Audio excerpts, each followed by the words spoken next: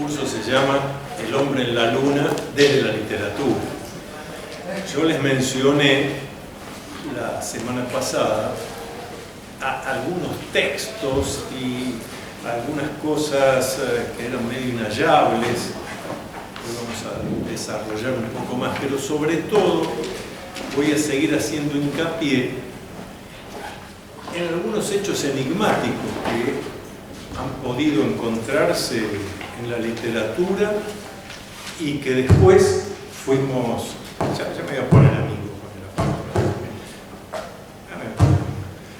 Y que después fuimos hallando que eran hechos no de ficción, sino hechos que tuvieron lugar, que se concretaron. Hablábamos cuando en el siglo XVIII Jonathan Swift, en sus viajes de Gulliver y más precisamente en el viaje a la Putra,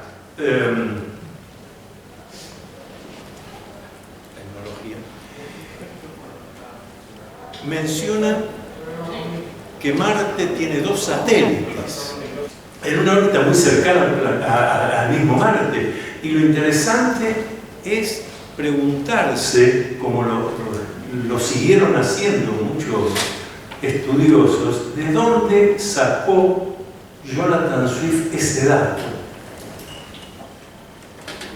Porque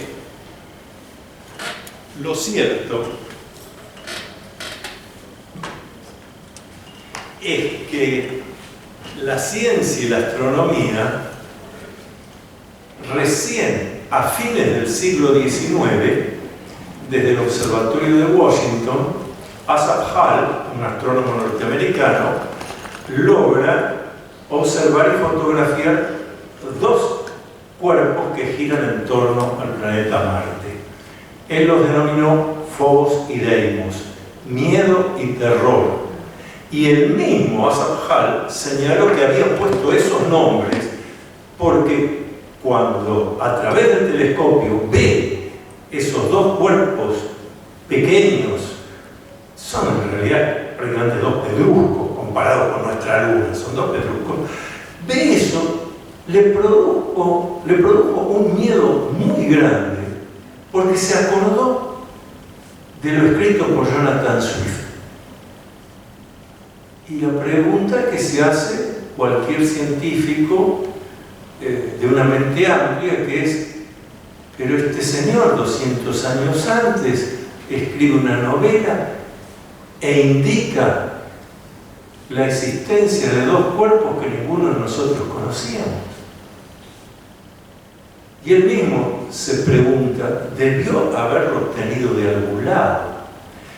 Empero otros estudiosos planteaban, yo se los dije la semana pasada, pero conviene subrayarlo, decían, bueno, pero como la Luna, la Tierra tiene un solo satélite, Venus no tiene satélites, Mercurio muy poco conocido o directamente desconocido. Entonces, Venus ninguno, la Tierra 1, Júpiter 4. Los 4 grandes satélites de Júpiter fueron descubiertos por Galileo Galilei en 1610 y él los bautizó Io, Europa, Calixto y Ganímedes.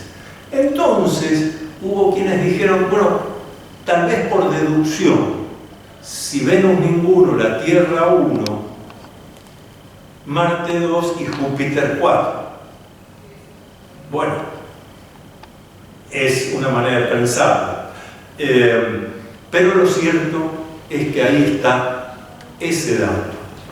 Hay un dato más que lo señalan, después me voy a referir más en detalle. Bueno, porque esto es lo que yo voy a hacer hincapié, es muy importante, porque es lo que llevó a muchos pensadores como Jacques Vergier y Lewis Powell, autor de este libro que hizo furor a comienzos de los años 60, El retorno de los brujos.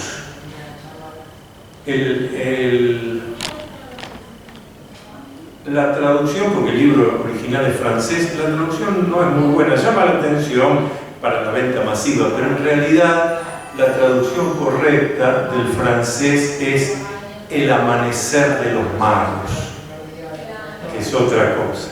y señalando a los magos no como los prestidigitadores, sino señalando a los magos como aquellas personas que pueden hacer una transmutación en la realidad, como verdaderos alquimistas.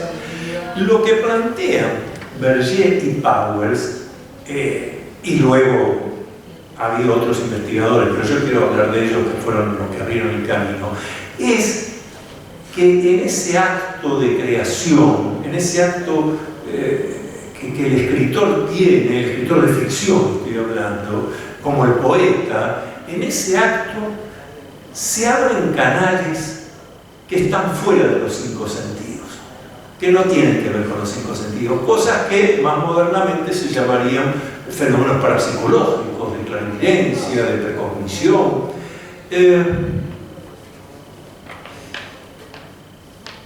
Y a veces las coincidencias son tales que uno piensa que es imposible que esto sea una mera casualidad, un hecho creativo abierto desde la razón y desde el pensamiento.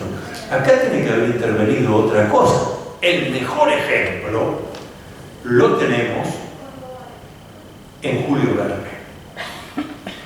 Vean ustedes lo que es el viaje, la novela de la Tierra a la Luna. ¿Qué tal? Bienvenidos. En De la Tierra a la Luna no se habla solamente de un viaje espacial. En De la Tierra a la Luna se describe lo que va a ser el vuelo del Apolo 11. Pero con detalles muy llamativos. Por ejemplo, ustedes saben que Julio Verne, además de escribir, me voy a detener en la historia de Julio Verne porque me interesa mucho. Julio Verne era, porque tiene que ver con esta cosa de lo psicológico y de la apertura a canales diferentes, a cosas que hoy llamaríamos extrasensoriales, y que tienen que ver con eso que la psicología moderna, sobre todo la psicología transpersonal, bautizó estados alterados de conciencia. Estados alterados de conciencia no es ningún hecho de tipo patológico. Estado alterado de conciencia es en el momento en que yo estoy excitado con una gran alegría o que me doblo en pedazos por una enorme tristeza. Son estados alterados. Cuando el poeta relee lo que escribió y se pregunta y dice, pero puedo haber yo escrito esto, yo no sé, y por ahí lo escribió el día anterior, pero se siente ajeno, cosa que ya le pasaba a los griegos, por lo cual los griegos se dieron cuenta de esto y por lo cual tuvieron que crear las musas inspiradoras, porque ellos mismos se daban cuenta que en el acto de creación, en griego creación es poiesis, y es muy importante esto porque hoy que no le prestamos atención al origen y la etimología de las palabras, pero que tienen un sentido importante, poiesis es, sí, acto de creación, pero es un acto de creación de inspiración divina, tomándolo en términos de los griegos de 2500 años atrás. ¿Por qué inspiración divina? Porque creación es poner allí donde hay nada. Traer algo que no existe a la realidad.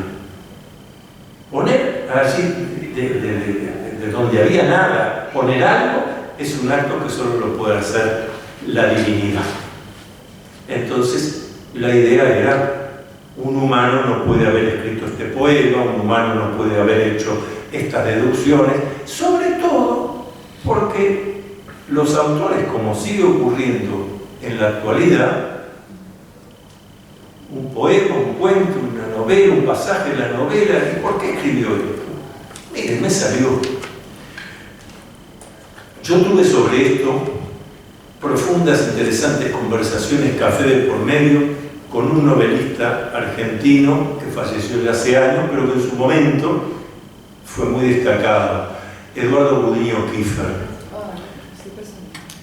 Y Budiño me decía más de una vez, como nos veíamos más o menos seguido, estaba escribiendo una novela o lo que fuera, entonces el día ese, bueno, que tengo el personaje, lo tengo así, asá, va a hacer esto y lo otro. Nos reunimos una semana después y me dice, no sabes lo que me pasó, se me mató el personaje. ¿Cómo se te mató? Mató el personaje, se acabó la novela. No, porque le encontré esta obra. ¿Por qué dices se te mató? ¿Vos lo pensás? No. Época de la máquina de escribir, estoy hablando, obviamente. Fin del siglo XX. Yo iba a escribir, sí, salió esto otro, se me mató. Salió esto otro, se me mató. Y es verdad. Estamos hablando sobre todo, obviamente, del autor de ficción. Pero esto también se ha dado en algunas cuestiones científicas. Fíjense ustedes, en la historia de la ciencia, cuando se habla de las cadenas del ácido desoxirribonucleico. Eso fue descubierto por un científico de apellido Kekulé. Y si lo buscan en la historia de la ciencia, van a advertir que en general los historiadores de la ciencia, cuando se refieren a esto, ponen los sueños de Kekulé. No se refiere a que Kekulé estaba pensando cómo será. No. Con toda honestidad, este hombre de ciencia que llevaba tiempo trabajando en eso y nadie podía hacerse la idea de cómo funcionaba la cadena de ADN, una mañana se levantó, fue al laboratorio y dijo, ya lo tengo. Miren, vamos a hacer el dibujo. Es así, asá, la cadena. ¿Cómo logró usted esto, maestro? Lo soñé anoche. Lo soñé. Por eso quedó en la historia de ciencia como los sueños de Kekulé. Esos son estados alterados de conciencia que no tienen nada que ver con ninguna cuestión psicopatológica.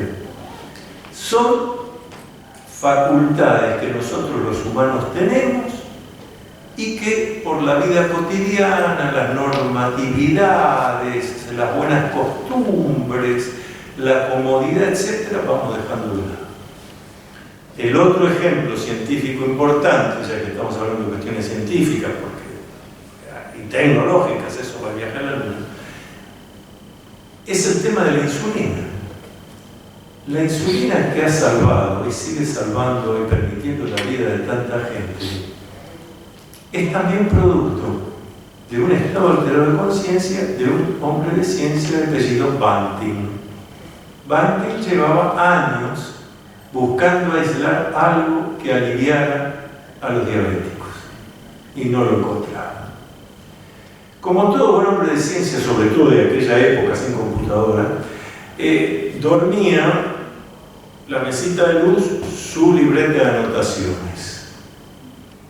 Se conoce que en algún momento de la noche despertó, abrió en cualquier lado, lo cual demuestra que estaba todavía dormido, no en la página siguiente a la que había escrito, sino en cualquier lado hacia el final de su cuaderno, y puso una serie de datos. Se durmió. A la mañana siguiente se levantó. Hizo su día como siempre, y el siguiente como siempre, y el otro como siempre, y mientras tanto seguía haciendo anotaciones. Hasta que llegó, 20 días después, a esa página que ya estaba escrita. Cuando lee eso, que decía tomar tal animal de laboratorio, disecar el páncreas, esto, lo otro, y se acuerda. Yo esto lo escribí una noche, fue un sueño. Bueno, pero lee eso y me parece coherente. Esto no se me hubiera ocurrido. Hago el experimento. Aisló la insulina. Quiere decir que ese hombre, vaya a saber hace cuánto tiempo tenía la fórmula resuelta. En su inconsciente, en algún lugar de su psiquismo, pero no la podía llevar a la conciencia, por las razones psicológicas que quieran, que esto es para hacer un buen análisis desde la psicología del inconsciente, pero no es nuestra meta hoy, sino señalar con estos ejemplos, dos ejemplos precisos, que hay aspectos de nuestro psiquismo prácticamente inexplorados, desde los cuales podemos realmente hacer eso que los griegos entendieron como una acción divina. Obviamente nosotros hoy nos vamos a plantear de que era omnipotente, manifestándose en nosotros. Son capacidades nuestras, pero que rara vez las desarrollamos. Ahí voy, después de este introito, a lo que quiero desarrollar, que es el viaje a la luna de Julio Verne.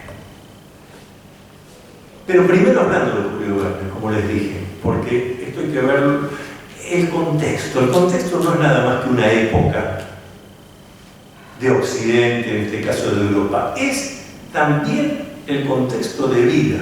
Yo he tenido varias discusiones analizando obras de distintos autores porque hay otros colegas que prefieren no referirse a la historia de vida de la persona. Y yo digo, la obra tiene, sobre todo la de ficción, tiene muchísimo que ver con quién es el que la escribió. Qué cosas le pasaban en el mundo, en su vida. Bueno, Julio Verne era un hombre, yo diría normal. Un hombre que llevaba la vida que se podía llevar en ese siglo y en Europa. Hasta que le ocurre un hecho, que es el suicidio de un ser querido. Un familiar muy íntimo que se suicida. Y como todo suicida, verdadero, no avisa. Así que eso le afectó tanto, pero tanto a Julio Verne, que le modificó su personalidad. De ser un hombre que salía bastante, un hombre mundano, se transformó en lo que decimos una verdadera rata de biblioteca. Pasaba prácticamente todo el día encerrado, leyendo libros, sobre todo cuestiones de tipo geológico y geográfico. Verne fue miembro de la Sociedad Francesa de Geología, miembro destacado. Había hecho viajes antes de esta transformación psicológica, había hecho viajes, era un hombre informado, le interesaba mucho todo lo que era todavía las expediciones a áreas de la Tierra aún inexploradas o poco exploradas. Pero se modifica su vida, se convierte en un hombre que pasa la mayor parte del tiempo adentro de la biblioteca y leyendo y escribiendo. Fíjense ustedes que todos los libros de Julio Verne se refieren a cosas que se han cumplido de manera prácticamente exacta a lo que él había escrito. Y siempre hago hincapié en uno en particular, porque alguna vez alguien me ha dicho, bueno, pero Viaje al centro de la Tierra no se cumplió. Y entonces yo suelo decirle, bueno, pero usted me dice eso porque usted no ha leído la novela.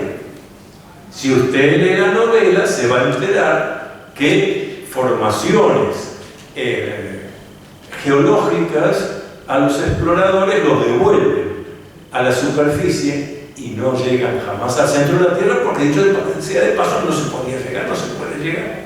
Está el magma, todo lo que ya sabemos. Jamás hubiera cometido un error de ese tipo, pensando que se podía llegar al centro de la Tierra, un miembro de la Sociedad Francesa de Geografía.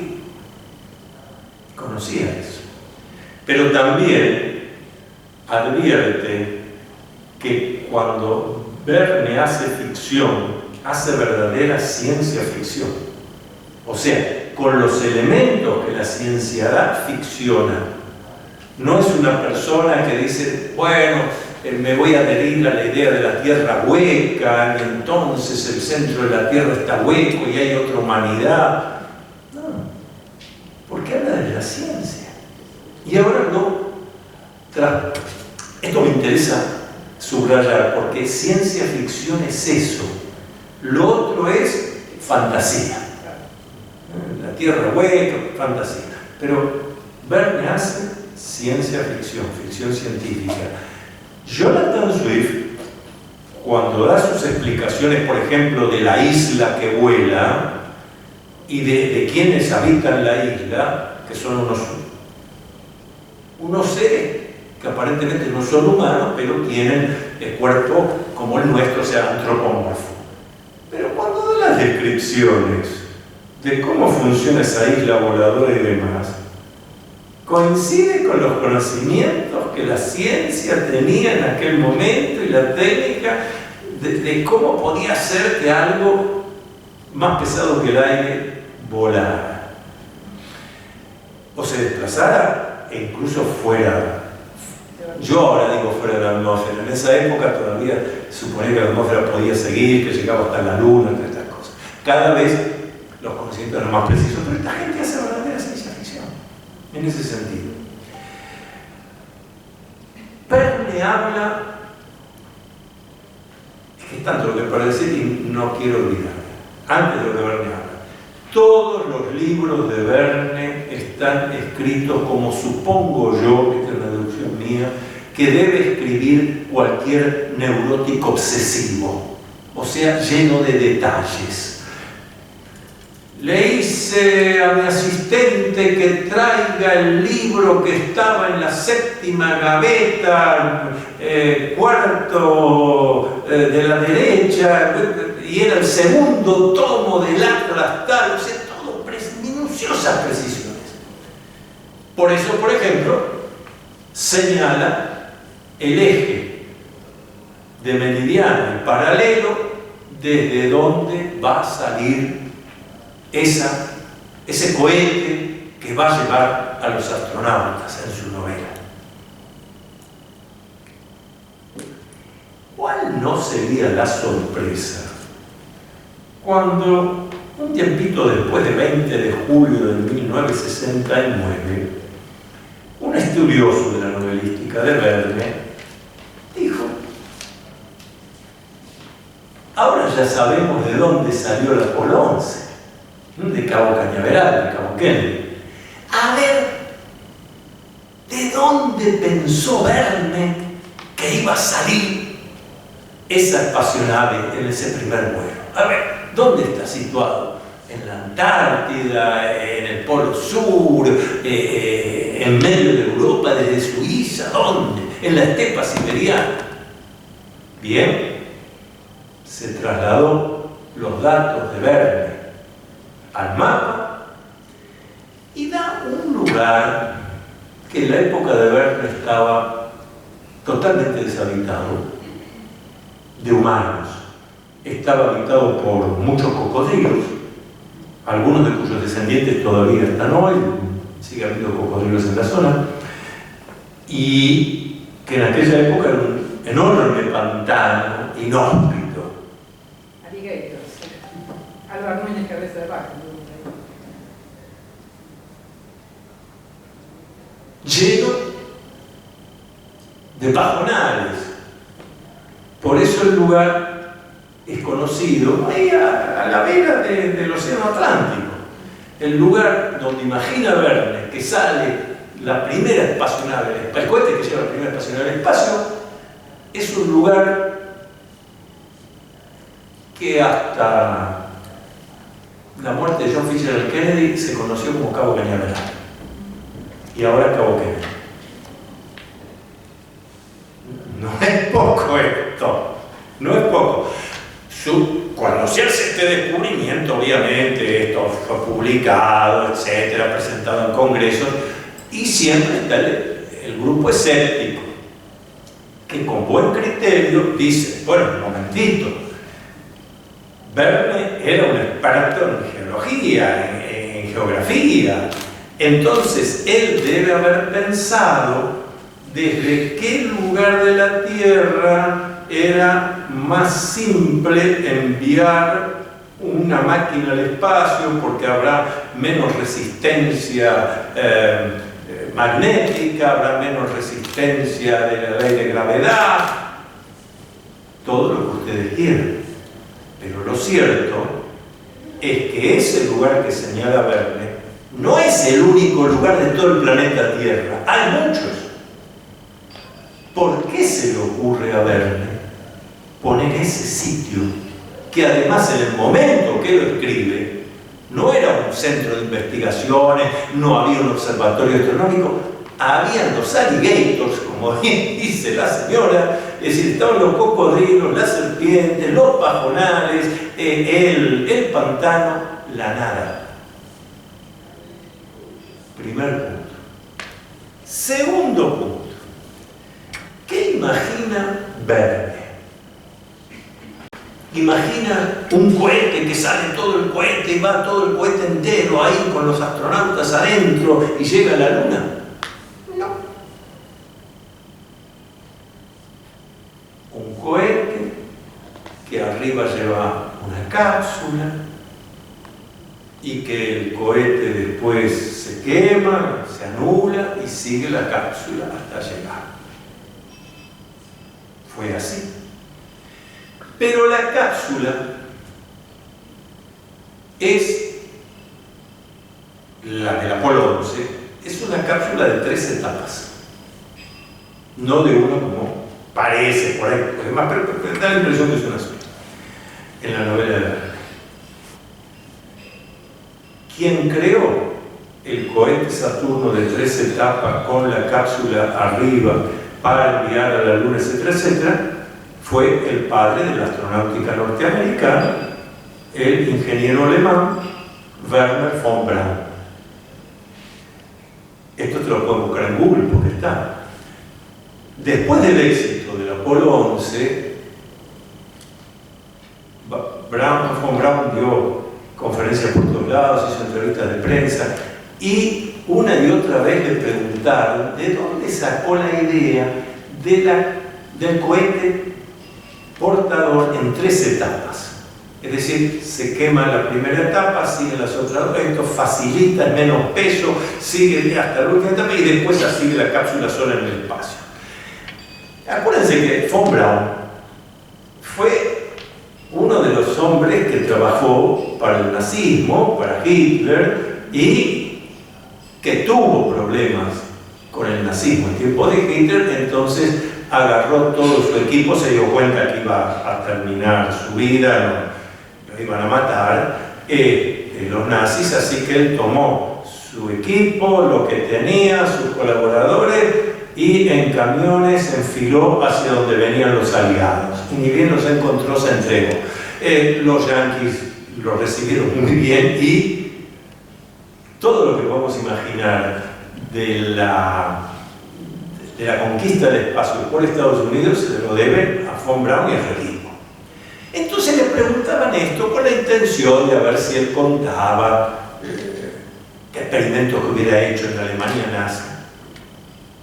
Von Braun contesta esto otro. Dice, mire, la idea de el cohete portador en 3 etapas, sinceramente, no es mía. Yo la adopté de una lectura que hice.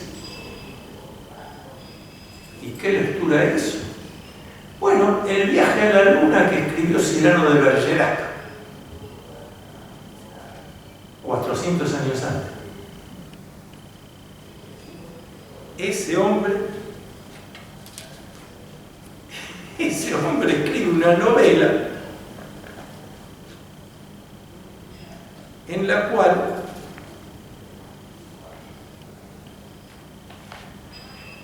Viaje a la Luna o historia cómica de los imperios y estados de la Luna, 1657. Y describe eso, una máquina, un cohete, que va consumiendo etapas hasta poner a la gente en la Luna. Un cohete muy particular que estaba impulsado por agua, idea de aquella época.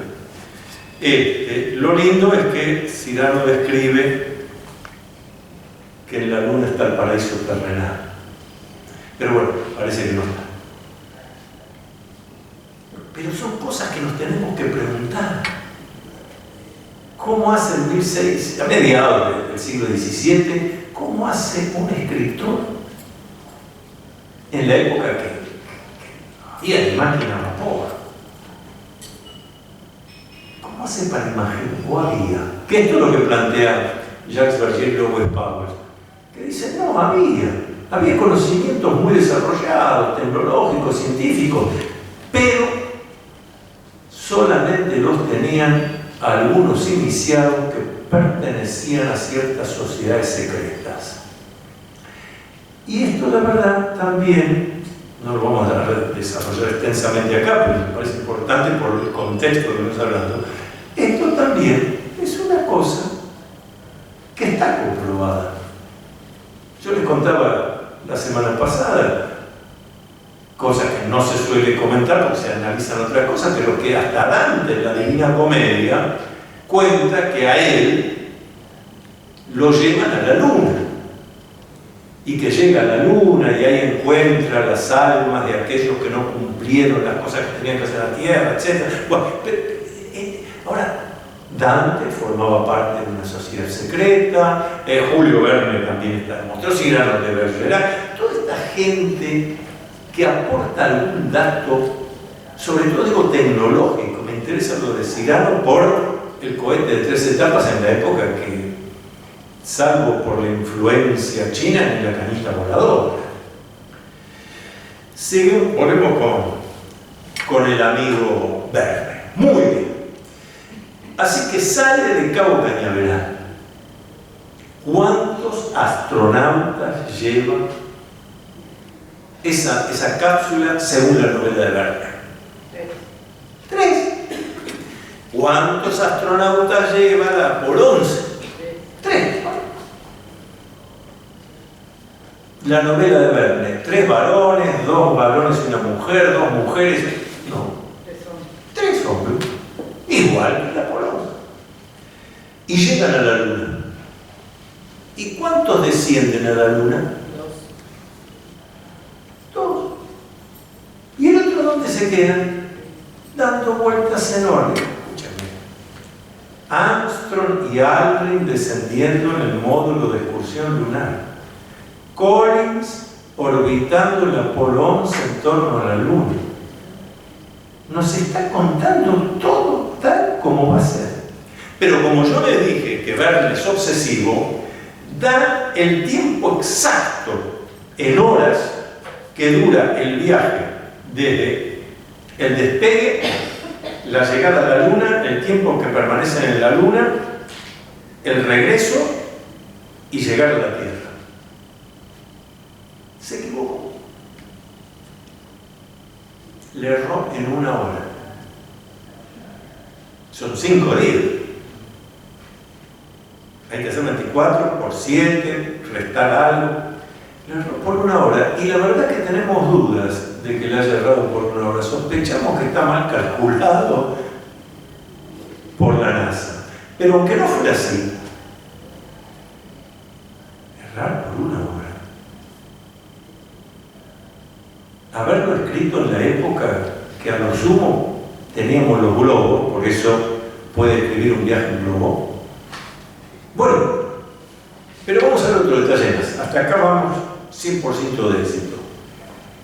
Ustedes conocen que la cosmonáutica soviética siempre se caracterizó por que los cosmonautas regresan y aterrizan en la superficie terrestre, es decir, en lugares sólidos, tierra, montaña.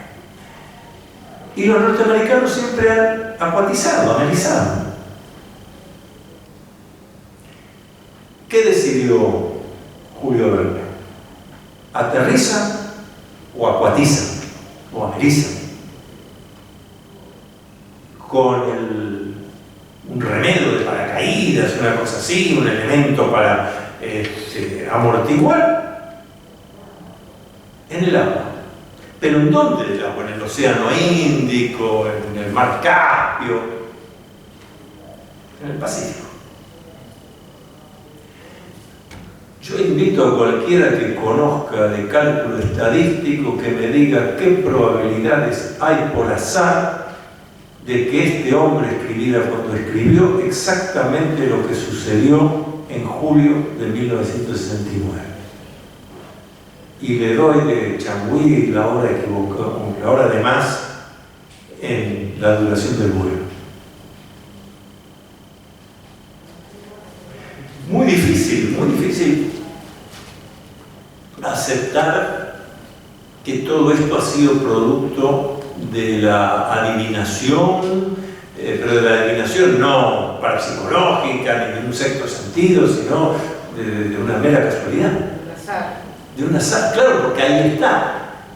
Calculemos estadísticamente con todas las variables intervinientes qué probabilidades hay por azar de que se dieran estos resultados. Les va a dar una posibilidad de 1 en tantos cientos de miles de millones que no es posible. Y yo les contaba algún otro detalle. Hay un autor norteamericano que 20 años antes de la idea de poner a Armstrong y Aldrin en la Luna, en su novela pone 2 nombres. Uno llama a la misión Apolo.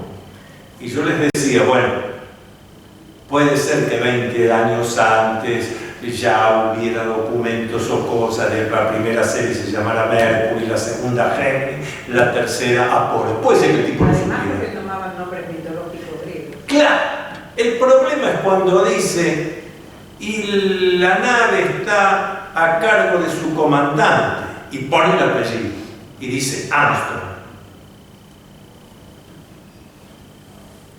¿Qué probabilidades hay por azar, habiendo tantos apellidos, de que el hombre ponga el apellido que realmente tenía Neil Armstrong, primer hombre en llegar a la Luna? A ver, para que no se nos... ve otro detalle que si no leo acá, a ver si... Porque nosotros estamos hablando... se cumplen este año 50 años de la llegada del hombre a la Luna, por lo cual me pidieron que diéramos este curso. Pero también se cumple este año 60 años exactos de otra cosa importante en relación a la Luna. El 16 de septiembre, el 16 de septiembre de 1959, 10 años antes, las radios de todos los países anunciaron que por vez primera un cohete lanzado desde la Tierra acababa de llegar a la Luna. Uno de la serie de cosmonaves soviéticas, pero fue justo 10 años antes, es interesante esto, 10 años antes, el primer objeto creado por el hombre que puede estrellarse, apoyarse, lo que fuera, pero sobre la superficie selenita. Este año estamos cumpliendo 60 años de eso. No, los Sputnik estaban en órbita. Si no me equivoco, porque acá Jacques Berger y Lewis Powell no lo dicen, pero me parece recordar bien que los soviéticos le habían puesto a esa serie Luna. Entonces era el Luna o Lunix 1, Luna 2, me parece. Es un punto. ¿Qué más hay de acá? Bueno. Perdón, una pregunta. Sí, por favor, la que necesiten. Esta, para mí, tontería de que circula hace bastante tiempo, de que no habría existido que llegaran los norteamericanos a la Luna y que todo es una fantasía con un telón de fondo y una estupidez así, que yo no la creo porque yo viví el 69 de una manera total. Era chiquita, pero lo vi, fue el primer acontecimiento que se transmitió en directo en la Argentina. Yo tenía 9 años, para mí fue un hecho muy movilizante. Y esto de que me vengan años después de decir que eso no existió. Estaba esperando que, yo dentro de un ratito les iba a decir que escucho sus preguntas, sus comentarios, pero estaba esperando eso, porque es muy importante aclarar ese punto. Porque alguien nos podría haber dicho, che, pero esto mismo de la llegada a la Luna no es parte de la novela. Vamos a confirmar por qué no es parte de la novela y coincido contigo. Pero no lo voy a explicar, lo podría explicar desde un punto de vista científico. Hoy en día todavía hay astrofísicos, astrónomos, que, por ejemplo, para medir bien la distancia Tierra-Luna, cómo va variando, etc., utilizan instrumentos que los tripulantes de la serie Apolo que aterrizaron en la Luna o alunizaron, dejaron allí instrumentos de telemetría, etc. Así que eso está, y está totalmente demostrado, existen, se puede utilizar el instrumental y alguien lo tuvo que poner ahí, poner a activar. Pero podría venir alguno ahora diciendo, bueno, pero puede haber sido un aterrizaje automático y que un robot acomodara todo. Tiene razón. Vamos a tener que usar otro fundamento, otra explicación. Así que vamos a la política. La explicación política es la que nos va a ayudar acá. La carrera espacial comienza con un éxito absoluto por parte de la Unión Soviética. La manera en que queda atrás Estados Unidos es terrible. Acuérdense, octubre de 1957, 4 de octubre, nos despertamos y nos enteramos por los diarios, por las radios, que había un aparato en órbita que hacía bip, bip, bip. Nosotros nunca escuchamos el bip, pero nos dijeron que era así, bip, bip, bip, que se llamó Sputnik 1, puesto en órbita por los rusos. Esperá, te lo vamos a contar todo. Sopapo para los yanquis que estaban trabajando lentamente, sopapo. Estamos en plena época de la Guerra Fría. Entonces hay que entender lo que es esto. Como dice la dama, noviembre de 1957, de vuelta a las radios, los diarios, nos despiertan, La Nación, la prensa, me acuerdo porque lo he visto, imagínense, 5 años, pero después estudiando para estas cosas en las hemerotecas y tal. A primera plana, los rusos, un mes después, los rusos pusieron en órbita por primera vez un organismo viviente, la famosa perra laica, que además iba con la partida de defuncionada junta, porque obviamente no había tecnología para devolverla a la Tierra. La perra laica pasó los días que correspondían, iba recibiendo alimento, había un sistema que le iba dando el alimento, y el último alimento estaba envenenado, cosa que la muerte fue lo más rápida posible. Pero ya vamos, primer satélite, primer organismo viviente del espacio. Recién en enero de 1958, estoy buscando a ver si tengo algún elemento así. Recién en enero de 1958, los norteamericanos logran poner en órbita un satélite que se llamó el Explorer 1. El Explorer 1, este trípode de esta filmadora, es más alto que el Explorer 1. Lo que lograron poner en órbita fue un cilindro de 70 centímetros que cuando entró en órbita desplegó muchas antenitas para la comunicación, y dijeron los norteamericanos que tenía un sistema para enviar por telemetría algunos datos de la densidad de la atmósfera, de esa altitud, de los rayos cósmicos, etc. Muy bien. Continúa la carrera espacial y ya hemos visto que en 1959 comenzó en octubre del 57. Acabamos de ver que en noviembre del 59, a 2 años del lanzamiento de la perra laica, los rusos logran hacer impacto en la superficie selenita. No termina ahí.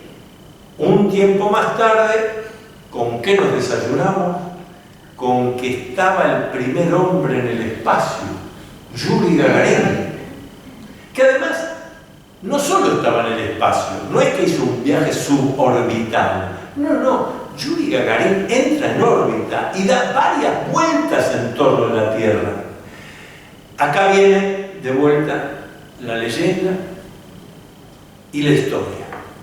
En la historia oficial de la cosmonáutica, o sea, de la cosmonáutica soviética, el primer hombre en llegar al espacio, entrar en órbita, pero sobre todo llegar al espacio, fue Gagarin.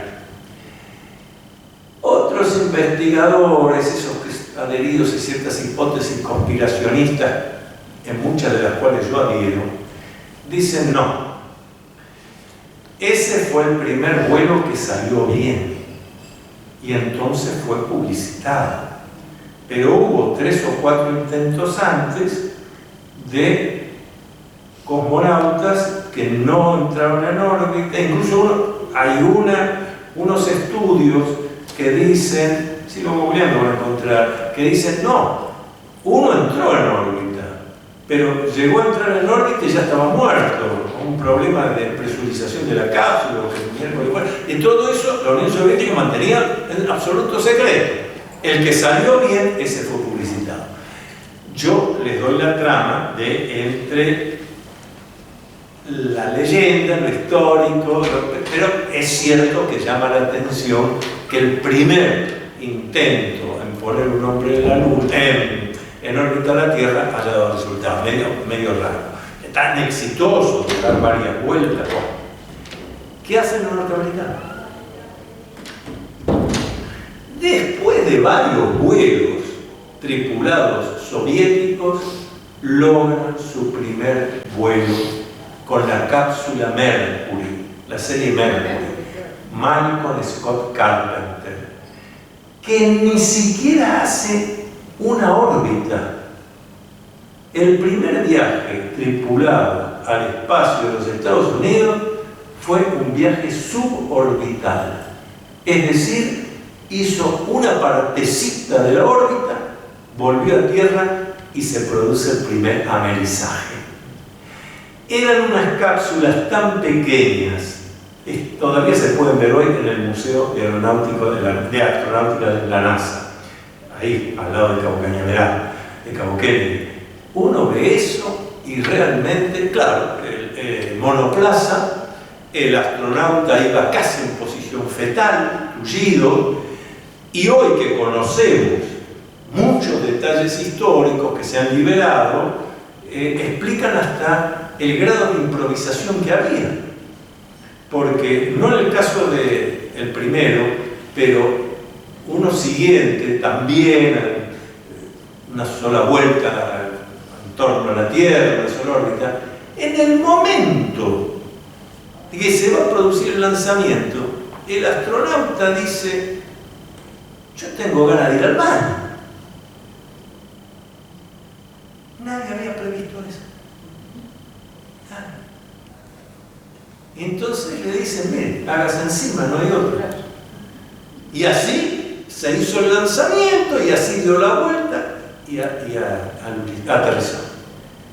Por eso, a siguiente de eso y hasta hoy, eso lo leen o si tienen la oportunidad de hablar con un astronauta, le van a decir, desde aquel entonces, el día antes, tienen que estar, tal como cuando uno va a sacarse sangre, tantas horas sin comer, además aplicarse un enema y ponerse un pañal.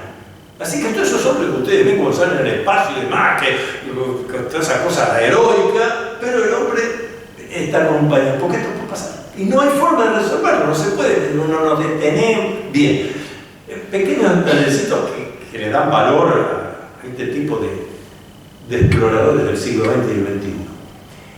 Bueno, así van las cosas. Los rusos ponen 2 hombres en torno a la Tierra. Después viene la serie Géminis, donde también biplaza, y así. Pero van ganando siempre los rusos la carrera espacial. Imagínense lo que habrá sido para los rusos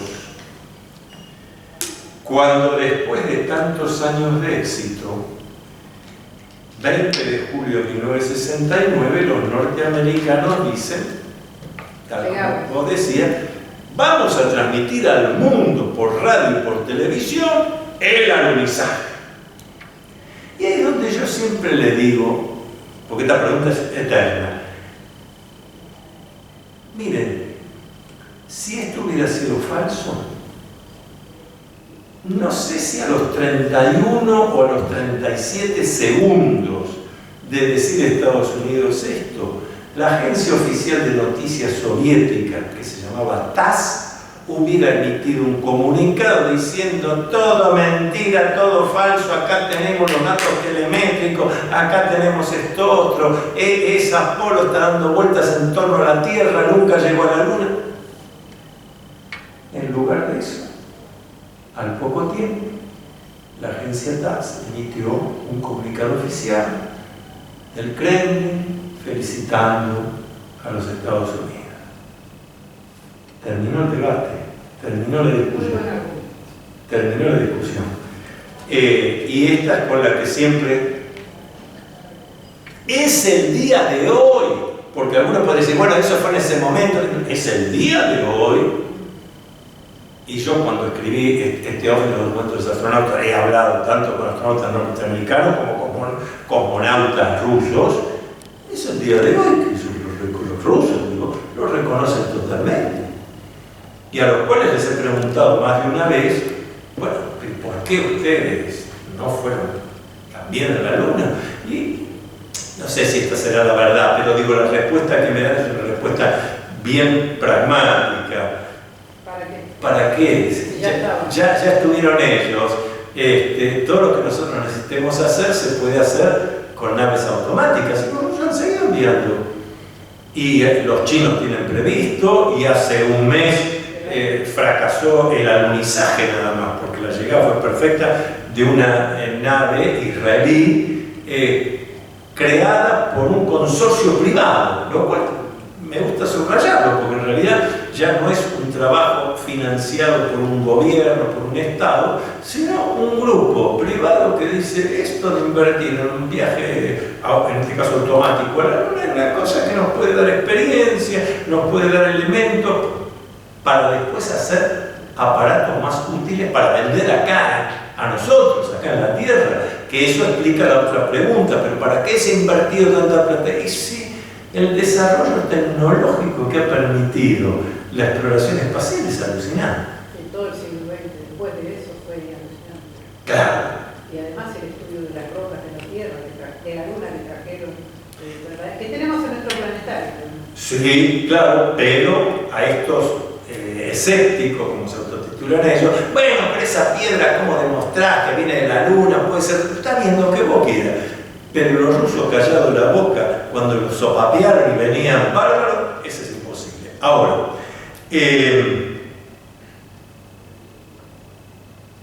lo interesante de esto es que en determinado momento, porque el proyecto Apolo continuaba, pero en determinado momento, y sin una explicación, para los que estamos reunidos acá que nos interesa el tema, una explicación que no nos va a cerrar en ningún lado, el programa quedó descontinuado. La explicación que da la NASA, que dan los mismos astronautas, que da la gente vinculada a esto es la exploración del espacio tripulada tiene un costo muy grande que no se justifica sostener.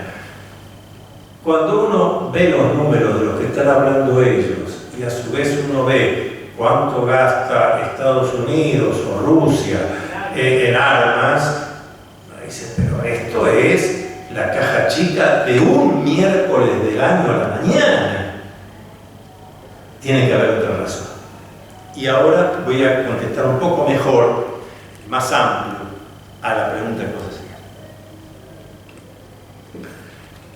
Si buscan en Google, van a encontrar que hay una cantidad de gente que ha escrito cosas diciendo, bueno, estas fotos provistas por la NASA, miren, de Armstrong y Aldrin en la Luna, miren, aquí aparece una sombra que no coincide con esta, esto está hecho artificialmente, pasa esto otro, ahí hay una huella y se ve que el piso no es duro. Yo tengo una respuesta para eso. que el hombre haya llegado a la Luna, que las misiones que dijeron en la NASA que llegaron a la Luna llegaron, no quita, porque no somos ingenuos, de que todo esto implica una propaganda, sobre todo el Apolo 11. Entonces yo digo, llegar se llegó, las fotos se sacaron, las filmaciones se sacaron, pero si yo fuera el consejero de medios audiovisuales para promocionar eso, hacer propaganda, yo mismo hubiera dicho, muchachos, junto con la filmación y la foto, vamos a meter en trampa algunas hechas acá. Porque se ve mejor, porque queda más lindo, porque acá la bandera norteamericana está más sostenida. Pero si no hay viento en la Luna. Un pre-Photoshop. Vamos a hacer en aquella época una Photoshop. Viviana, ¿podrías ir y decirles que no estamos haciendo ninguna experiencia cósmica? Estamos hablando que por favor saquen ese aire frío. Sí, demasiado. Lo veo usted, yo que me levanta el ánimo de hablar, pero estoy sintiendo fresco, esto es como demasiado. Me imagino que pueden estar congelándose, sin necesidad, porque no hace tanto. O sea, que yo no pongo en discusión que algunas de las fotos provistas oficialmente por la NASA sean falsas, pero lo entiendo en el contexto de que había que mostrarle a la gente, sobre todo en aquella época, que la verdad éramos todos bastante ingenuos. Entonces una foto más, otra más linda, nos iba a permitir convencernos mejor. Mientras avanzo en los ratos que nos quedan, ¿hay alguna otra pregunta? No, que la misma década de 60, finales de 60, cuando llega el hombre a la Luna, nosotros éramos preadolescentes, salíamos de la infancia y había gente mayor que todavía vestía atuendo de campo, yo los supe ver allá en Paraná, desde donde vengo, y no creían que nosotros saltábamos, hacíamos rondas, y no me llegaba la Luna, terminaba el séptimo grado, había como una cuestión muy linda de ya finalizar una etapa de primaria para pasar al secundario, con mucha expectativa, y saltábamos en la calle, y el viejito con atuendo así de paisano, con su sombrero alado, su bombacha, su cinto con monedas, su faja, todo, y su camisa, pero ¿qué iba a llegar? No creían. Pues yo tenía 17 gente mayor que no y me acuerdo de vecinos, vivía con mis padres todavía en Villa Devoto, y me acuerdo de vecinos, vecinos, uno que era médico oculista, o sea, todas macanas, pura propaganda, no llegar a la Luna. Claro, obvio. Este era una persona muy mayor, ya era un buen alianza. Sí, bueno, esto que yo digo también era universitario y todo, eso pero ¿qué va a llegar? Pero yo entiendo eso, fíjense, pero esto me da lugar a otra cuestión. Cuando estoy hablando de temas, no de ovnis, sino más específicamente de vehículos extraterrestres, de visitas extraterrestres a la Tierra, y entonces aparecen algunos de estos colegas, pero muy ortodoxos, de este sistema solar no pueden ser, coincido. Quiere decir que vienen de otros sistemas solares, coincido. Bueno, pero la estrella más cercana al Sol, Próxima Centauri, está a 4,2 años luz de distancia. 4,2 años luz de distancia es la velocidad de la luz para recorrer 4,2 años, pero la velocidad de la luz es 300.000 kilómetros por segundo. Y yendo a 300.000 kilómetros por segundo, tardaríamos 4 años y unos meses en llegar a la estrella más cercana al Sol, que además es una estrella binaria, así que tampoco podría tener planetas como la Tierra. Estamos suponiendo que vida similar a la nuestra, lo cual es un reduccionismo, pero es lo que conocemos, porque por lo menos parece que estamos vivos, los bichos, todo lo demás, las plantas también, la vida en base al carbono. Bueno, tiene que ser una estrella que esté más lejos, quizás 20, 30, 100 años luz de distancia, o sea, la distancia que recorre la luz a 300.000 kilómetros por segundo durante 100 años. Este planteo, ¿para qué nos lo hace? Para decir, ves que es imposible que haya visitantes, vehículos extraterrestres, tripulados, telecomandados, ¿por qué? Y entonces yo digo, mira, a raíz del comentario que vos hacés y del que hacía mi vecino, el médico oculista, le digo, mira, yo estoy convencido que voy a la tumba de mi abuelo, lo saco de la tumba, lo revivo, lo siento ahí nomás en el cementerio y le digo, abuelo, ¿sabe que se puede ir y volver a la luna con 3 personas en una semana? Y el abuelo se volvió a la tumba porque dice, pobre Antonito, enloqueció del todo. Y él tiene razón, claro. Y si logró ver los aviones, los primeros aviones, los autos, los primeros autos. Entonces, ¿qué me va a decir? Mira, Antonito, con esos aviones, el globo aerostático, el auto de Henry Ford, no se puede ir muy lejos, tiene razón.